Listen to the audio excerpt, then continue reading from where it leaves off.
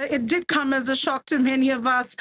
We thought the appeal to the acquittal might have just been routine, but Chief Justice, or Acting Chief Justice rather, Silas Itemo, thought otherwise. He came through with about 8 points describing the ways in which he believed that Magistrate Seni Puamao had made errors in the law and had made conclusions that lacked a basis or evidence. And so he handed down the conviction just after midday today. Yeah.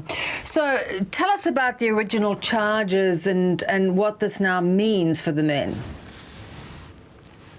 So in 2019, senior management officials at the University of the South Pacific, a university that is owned by the Pacific Island Forum member governments, including, of course, Australia, they'd made a police complaint at the Criminal Investigations Department of the Fiji Police Force. Now, what we understand is that both Police Commissioner at the time, Sitiveni Ngiliho, and Frank Bainimarama did make overtures to halt these investigations. And so what we understand is that Frank Bainimarama, for his part, directed the acting police commissioner at the time to stop the investigations during a National Security Council meeting. And Police Commissioner Ngiliho did the same with the head of the Criminal Investigations Department. Now, the complaint was to look into financial mismanagement and abuse of office at the University of the South Pacific. The men were charged early last year and acquitted in October by Magistrate Seni Puamao. Yeah, so quite a turn of events. Could they face jail time?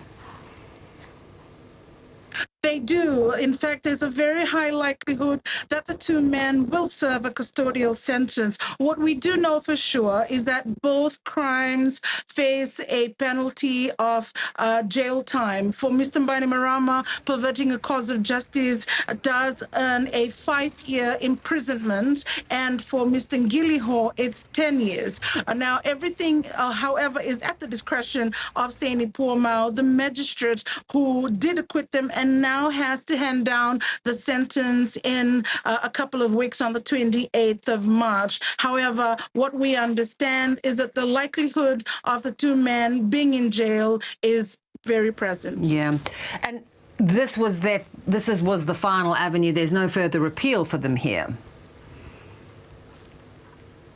Bev, we do have a Fiji Court of Appeal, and our bench of appellate judges do meet 3 to 4 times a year. And there have been instances in the past when an urgent case is elevated from the lower courts, and so an individual judge will sit to hear it. So they do have that opportunity to challenge this conviction. However, Bev, that conviction can only be challenged from when the men are already serving their sentence. So it is highly likelihood that they will be appealing this conviction from behind bars. Interesting.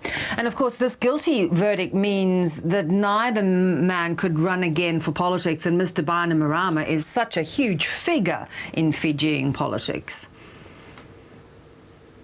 Frank Bainimarama was the most popular candidate in the last 3 general elections, Bev. And so this is a huge blow to the Fiji First Party, in which he is still a very popular figure, commanding the respect and the love of a lot of people in Fiji. He was the highest polling candidate in the last election. So this is a pretty big deal, and the conviction does take him out of any future political activity. He can no longer hold a political office and can no longer contest a general election now, Beverly. So yes, this does have quite a huge impact on the political scene in Fiji.